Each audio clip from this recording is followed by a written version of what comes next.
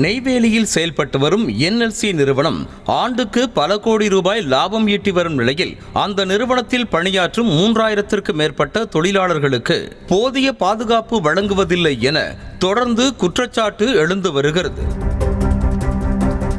பாதுகாப்பு குறைபாடு காரணமாக கடந்த ஒரு வருடத்தில் 10க்கும் மேற்பட்ட ஒப்பந்த தொழிலாளர்கள் பல்வேறு விபத்துகளில் சிக்கி சம்பவ இடத்திலேயே உயிரிழந்திருப்பதாக கூறப்படுகிறது. இது ஒருபுறம் இருக்க, நெய்வேலி NLC நிறுவனம் பாதுகாப்பான நிறுவனம் என மத்திய அரசின் கோல் இந்தியா அசோசியேஷன் அமைப்பு சமீபத்தில் விருது வழங்கி பாராட்டியிருப்பது அதிர்ச்சியை ஏற்படுத்தியிருக்கிறது. NLC நிறுவனத்தில் உயிரிழப்புகள் அதிகரித்து வருவதாக கூறப்படும் நிலையில் கோல் இந்தியா அசோசியேஷன் பாதுகாப்பான நிறுவனம் என்று விருது வழங்குவது எந்த வகையில் நியாயம் என புவனகிரி அதிமுக சட்டமன்ற உறுப்பினர் அருண்மொழி தேவன் அதிருப்தியை வெளிப்படுத்தியிருக்கிறார்.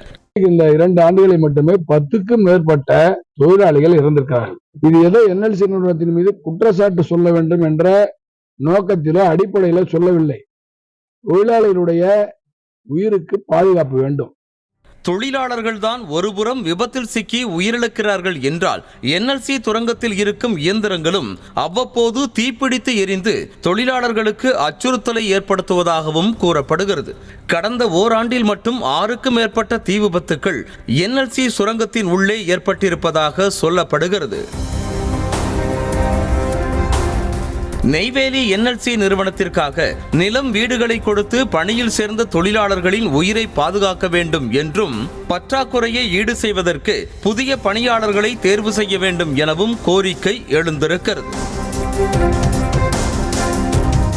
விபத்தில் சிக்கி உயிரிழக்கும் குடும்பத்தினருக்கு பணத்தை கொடுத்து வாயை அடைக்கும் வேலையை விட்டுவிட்டு தொழிலாளர்களின் பாதுகாப்பை உறுதி செய்ய வேண்டும் என கோரிக்கை எழுந்துள்ளது. செய்திகளை உடனுக்குடனும் துல்லியமாகவும் தெரிந்து கொள்ள சப்ஸ்கிரைப் பண்ணுங்க.